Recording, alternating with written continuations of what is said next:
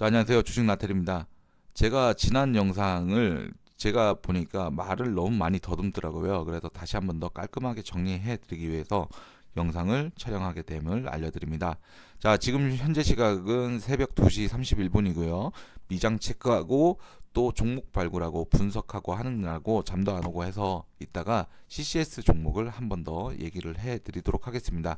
첫 번째, 특허 관련해 가지고 과연 얘네들이 특허가 있는 것이 맞느냐, 이런 질문들이 쏟아져 나올 것으로 생각을 합니다. 다시 한 번 더 말씀드리지만 댓글창을 막아 놓은 것은 어느 특정 그 유튜버 혹은 어느 특정 종목들에 가지고 있는 주주분들의 악플이 무서워서 막아 놓은 게 아니고요. 금감원의 지시사항이기 때문에 댓글창을 막아놨다는 걸 다시 한 번 더 알려드립니다. 하실 말씀 있으면 저한테 전화하시거나 문자 주시면 됩니다. 자, 지금부터 제가 말씀드리기 전에 여러분들께서 구독하고 좋아요 좀 꼭 눌러 주십사 부탁을 드리는 부분이고요. 여러분들한테 제가 이때까지 뭐 구독해달라 뭐 좋아요 눌러달라 이런 얘기 별로 안 했거든요. 여러분들께서 구독하고 좋아요 꼭 좀 눌러주시기 바랍니다. 자, CCS가 특허권이 있느냐 이런 부분에 대해서 고민이 많으실 텐데, 여기에서 퀀텀이 특허를 가져갈 수 있느냐, 이거부터 생각을 해야 돼요. 퀀텀이 만약에 특허권을 독식할 수 있다라고 한다 그러면 특허청에 특허 신청을 했을 때 특허청이 바로 허가를 해줘야 되는데, 여기에서 이의 신청이 들어갔어요. 이의 신청이 들어간 주체가 권영환하고 김지훈입니다. 자, 권영환은 이해가 된다 치고 김지훈은 여기에 회사 소속 직원이었는데 말이 안 된다. 자, 근데 김지훈이 뭐예요? 얘도 물리학 박사입니다. 이분도 물리학 박사입니다. 그리고 실질적으로 같이 뭐 이석배와 어느 정도 학기의 차이 났냐? 1년 정도 나이는 1년 정도 차이가 나는 건데, 졸업 박사 논문 취득했던 날짜로 본다 그러면 반학기예요. 반학기 선배가 이석배예요. 그러니까 반학기 후배예요. 그러면 그냥 친구라고 봐야 되겠죠? 자, 그러면 뭐 군대 갔다 오면 뭐 한 학기 밀릴 수도 있고, 그러니까 저는 친구라고 보는 겁니다. 자, 그러고 있는데 이 세 사람이 모여서 다 고려대 출신이고, 다 이 사람이 세 사람이 모여서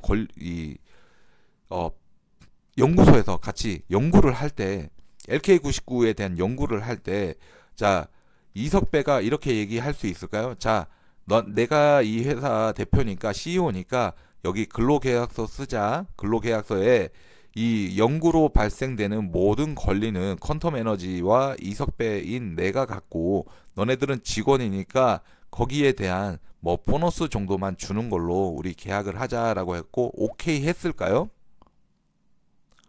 난 사장이고 넌 직원이야. 그러니까 우리 근로계약서 쓰자라고 했을 때 오케이를 했겠냐고요. 저는 자존심 상해서 안 했을 것 같아요. 그리고 이렇게 얘기하는 것 자체가 사이코 또라이인 거예요. 어떻게 자기하고 같이 뜻을 맞춰가지고 열심히 일하는 사람한테 직원 취급을 할 수 있습니까? 자, 그러다 보니까 세 명이서 우리 그냥 같이 우리 연구소에서 연구를 해보자. 알았다. 자, 그냥 나는 이 회사 법인 어차피 내고 있으니까 내가 CEO 할게. 난 CEO, 원래 CEO야. 자, 근데 김지훈한테 뭐라 그럴까요? 직급 뭐 줘야 되겠어요? 줄 거 없잖아, 아무것도. 그러니까 그냥 소장이라고 준 거예요. 권영환은 뭐 CFO인가 뭐 그거 주고요. 자, 그런 식으로 했는데, 이 권리에 대한 얘기를 여기에서부터 접근을 해야 돼요. 만약에 근로계약서가 있고 여기에 근로계약서가 없다 하더라도 서로 뭐 구두약속이라든지 아니면 서면으로 이 특허에 대한 권리가 나오면 이 퀀텀이 승계받는다라는 내용이 있었다라고 한다 그러면 특허청에서 바로 퀀텀한테 특허 바로 내주는 부분이에요. 이건 개인 사업 해본 사람들은 그냥 당연하게 느끼는 겁니다. 내가 개인 사업을 하고 뭐 어디에 무슨 세무서에 신고를 하고 뭐 구청에 신고를 하고, 신고를 할 때 국세청에 신고를 하고 할 때도 형식상의 문제 없으면 바로 나오는 거예요. 자, 근데 여기에서 특허청에서 특허 신청을 받고 심사 중에 있는 과정에서 이 사실을 안 권영환이 이의 신청을 하죠. 이의 신청을 하는데 권영환만 한 게 아니고 김지훈까지 합니다. 자, 그러면 김지훈의 내용을 권영환은 그렇다 치고요. 김지훈이 직무발명이라고 한다 그러면 이 사람이 제외하고 2인 합의하라고 했지 3인 합의하라고 하는 게 아니에요. 그러면 3인 합의라고 하라고 했는 것 자체가 이러한 뭐 권리에 대한 이런 사전 논의가 없었고 정해놓은 게 없었다라는 거예요. 그러니까 동등한 입장에서 연구를 시작을 했는데 이석배가 욕심을 부렸다라는 겁니다. 사람들이 권영환이 나쁘다라고 하는데 권영환이 나쁜 게 아니고요. 이석배가 본인 혼자서 독식하기 위해서 퀀텀으로 해놓고, 그러면 예를 들어서 퀀텀으로 등록을 했다 하더라도 그러면 내가 여기에서 지분을 얼마씩 챙겨줄게 라고 얘기해서 세 사람이 다 동의를 하면, 자 그러면 내가 갖고 있는 지분이 퀀텀에 50% 지분이 있는데 이 부분을 내가 이게 사업적으로 성공한다 그러면 너네들한테 계속 동등하게 3분의 1로 나눠줄게. 나도 3분의 1, 너도 3분의 1, 김지훈도 3분의 1 이렇게 해줄게 라고 했으면 이 사단이 안 나는 거예요. 근데 어떻게 합니까? 이석배가 너네한테 내가 줄 필요 없지, 우리 회사 이름으로 했잖아 하니까 빡쳐서 나가고 이의 신청한 거 아닙니까? 예? 그리고 이 직무 발명, 특히나 이 사용자와 그 다음에 회사 대표와 직원의 관계가 아니다라고 소명을 했고, 특허청에서 봤을 때는 그러네, 너네 퀀텀에서 너네 이거에 대해서 반박할 자료 있으면 내라 했는데 못 내고 있으니까 3인 합의 안 해오면 언제까지? 3월 19일까지 안 해오면 어떻게 된다? 특허 등록 무효를 시킨다라는 거예요. 자, 여기까지가 여러분들이 이해를 하셔야 되는 부분이고, 자, 특허 합의가 안 됐다, 특허 합의가 됐다, 이거에 대해서 더 이상 뭐 직무 발명인이 이딴 소리 하면 진짜 기사대기 맞아야 됩니다. 자, 두 번째, 그 다음에 이 국제특허 출원하는 기관이 와이포라고 하는 이 기관이 있는데, 여기에서는 PCT 등록이라고 해서, PCT 등록이 뭐냐면 이게 이 국제특허 협약 기구에 가입되어 있는 나라에 동시에 이 특허를 등록할 겁니다 라고 출원을 하는 상태예요. 자, 출원만 했지 등록이 된 게 아닙니다. 자, 그리고 출원한 상태에서 각국의 특허 등록 작업을 동시에 몇 개국에? 150개국에 하게 됩니다. 왜 200개국이 아니고 150이냐? 빈민국가들도 있고요. 북한같이 뭐 하라 해도 안 지키는 나라도 있으니까 얘네들 제외하고 이 특허 기구에 가입되어 있는 150개국에 동시 특허를 내게 돼요. 자, 그래서 이거 네이버에 이 LK99의 특허 논란에 대해서 먼저 그 포스팅 하신 변리사분이 있는데, 본인의 경험을 썼는데 150개국에 특허 등록을 했을 때 총 15억 정도의 자금이 들더라, 이런 얘기를 했습니다. 자, 여기에서 우리가 생각해야 되는 거는 PCT 등록한 특허가 2022년 8월 25일 날 등록한 그 상온상합 세라믹 화합물과 그 제조 방법, 그 논문, 그 특허 신청권이란 말이에요. 이거 갖다가 국제 특허 낸다라는 겁니다. 그러면 이게 LK99라는 거죠. LK99에만 이 특허를 권영환과 김지훈이 특허를 내면 안 된다, 지금 당장 스톱해야 된다 해서 절차가 지금 스톱이 되어 있는 거잖아요. 근데 이 PCT 등록은 미리 해놨어요. 자, 그러면 우리가 여기서 유추할 수 있는 건 뭐냐? 자, 국내 특허가 불발이 되면 이 특허가 등록이 안 되는데 어디 외국에서 특허를 등록을 하느냐는 겁니다. 동시에 막 각국에 다 등록한다 그래도 각국에 전부 다 권영환이 태클 걸면 또 안 된다라는 거거든요. 자, 그러면 뭐다? 합의를 했다. 자, 이 세 사람이 합의 단계에 들어갔다라고 보는 겁니다. 자, 그러면 이 합의 단계에 들어갔거나 합의의 가능성을 높이 두고 본다라고 하면 3인 합의이기 때문에 이 지분율이 어떻게 되겠습니까? 뭐 예를 들어서 뭐 2대 뭐 3대 5 이렇게 해갖고 총 10의 비율을 맞춘다 하더라도 아니면 뭐 3.3대 3.3대 3.3 이렇게 나눈다 하더라도 합의가 되면요, 결국에는 예를 들어서 퀀텀 지분이 5고 그 다음에 권영환과 김지훈 지분이 5다라고 쳤을 때 퀀텀은 여기에서 50%만 이석배 거고 나머지 여기에 9%가 LNS 벤처 캐피탈 통해서 신성으로 들어가는 거예요. 그러면 권영환과 김지훈이 있는 CCS 지분이 총 더 많은 부분이죠. 예. 이것까지 이해됐으면 신성이 왜 세력주고 작전주인지 느낌이 오실 거예요. 자, 지금 이 상태에서 세력주다, 작전주다, 나쁘다, 좋다 얘기를 하는 게 아니고요. 진짜로 여러분들께서 이 특허권에 대해서 똑바로 이해를 하셔야 되는 부분이고, 자, 지금도 뭐 신성은 맞고 CC는 뭐 상폐돼야 되고 전혀 그렇지가 않습니다. 예, 저는 그렇게 생각을 하기 때문에 자신있게 영상을 제작하는 것이고요. 지금 이 보시는 분들도 제 말이 맞는지 안 맞는지 여러분들이 뭐 자꾸 좋은 얘기만 하는 유튜브만 듣지 말고요. 그냥 현실을 보세요.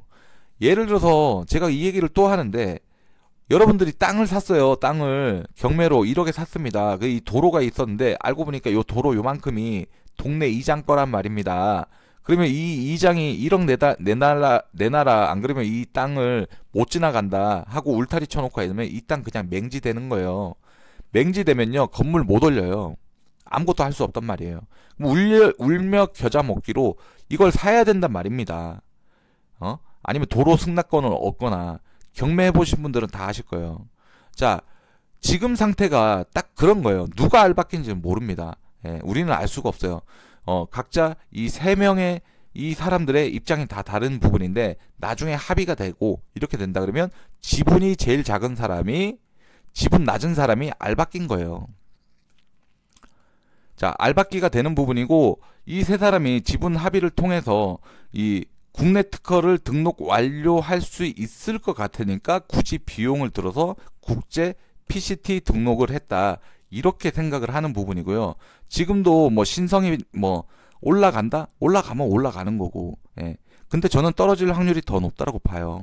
지금까지 신성을 갖다가 주가가 올라가는데도 불구하고 뭐 9만원대에서 여러분들 뭐 10만원 밑으로는 쓸어 담았다가 안 올라가면 뭐 그 사람이 책임진답니까?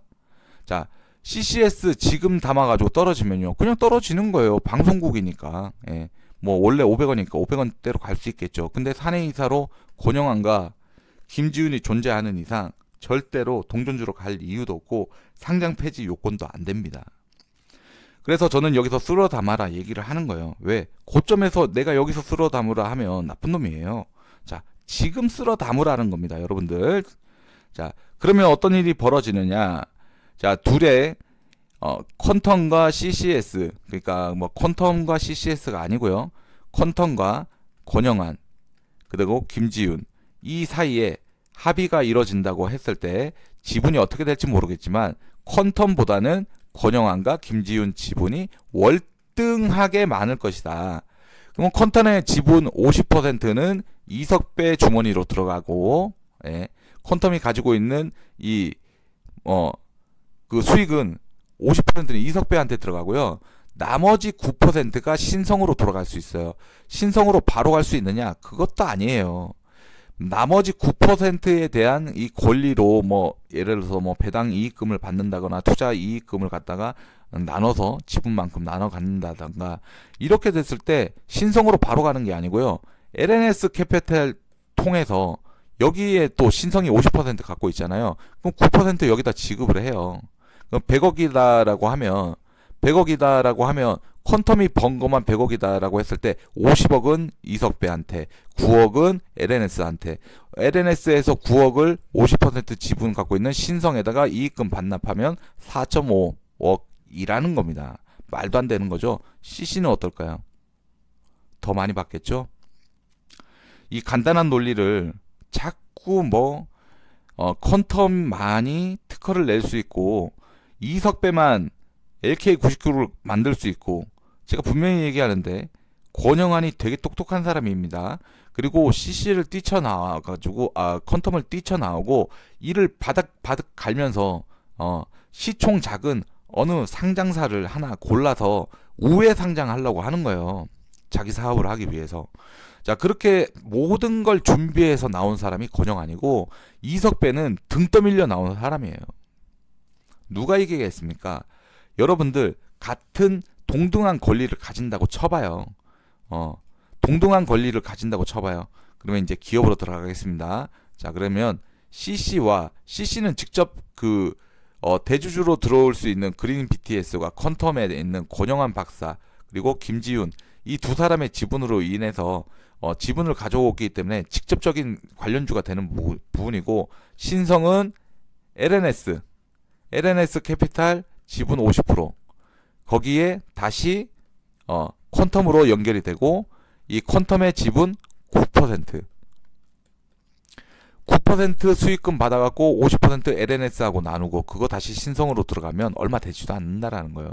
그래서 애초부터 CCS가 가지고 있는 무한한 가능성, 그리고 이게 만약에 합의 소식이 발표가 된다라고 하면 1,000원짜리 이거 살래요? 9만원, 지금 9만원 찍고 7만원으로 빠지고 있는 신성 델타테크를 살래요? 정확하게 시장의 관심은 CCS로 몰릴 수밖에 없다라는 거예요.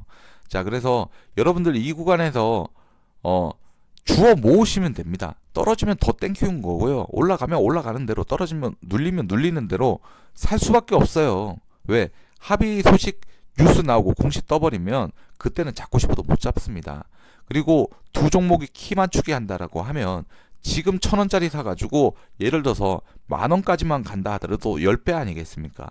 이런데 여러분들이 전 재산을 다 걸 필요는 없고, 여러분들이 감당할 수 있는 정도, 내가 나중에 후회 안 할 수 있는 정도, 그 정도의 규모로 투자하시는 걸로 기준으로 쓸어 담아라 라고 말씀을 드리는 부분이기 때문에 다시 한 번 더 여러분들께 제가 좀 주의사항을 말씀드리면, 제가 지금 말씀드렸던 거는 제 개인의 의견이니까 여러분들께서 신중하게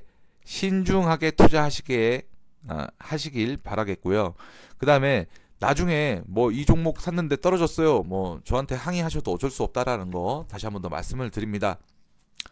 자, CCS 주주분들은 편안한 꿀잠 보내시면 될 것 같고, 신성 델타테크 주주분들은 수익이 지금 수익 중이라면 빨리빨리 좀 정리를 하시고요. 예, 그냥 정리하세요. 예, 정리하시고 또 뭐 CC를 사시든가, 또 아니면 아예 그냥 이 초전도체 관련주를 안 쳐다보시든가, 둘 중에 하시면 되는 거고요. 그 다음에 나 지금 수익 중인데 나는 그냥 계속 들고 갈란다, 그런 분들도 비중 줄이시기 바랍니다. 주식은 항상 줄 때 먹어야 되고, 세력들은 주가를 올릴 때도 공식을 가지고 올린다. 그리고 신성 델타테크 주주분들은 제가 조금 있다가 끝날 때 요거 더보기란 밑에 보면 링크 하나 제가 달아드릴 거예요. 그 CCS 저기 신성 델타테크 차트에 대한 분석 영상이니까 그거 한번 보시고 결정하시면 좋겠습니다. 자, 여러분들께서 구독하시고 좋아요 눌러주시고 제 영상을 많이 시청을 해주시면 저한테 도움이 된다라는 거, 그리고 저한테 하실 말씀이 있으신 분들은 저한테 바로 전화 주시거나 문자 주시면 됩니다. 제가 댓글창을 막아 놓은 이유는 다시 한 번 더 말씀드리지만, 여러분들의 악담이나 악플이 무서워서 닫아 놓은 게 아니고 금감원에서 지시사항이기 때문에 어쩔 수 없이 닫아 놨다는 점 다시 한번 말씀드리는 바입니다. 자, 이쯤에서 영상 마치도록 하겠습니다.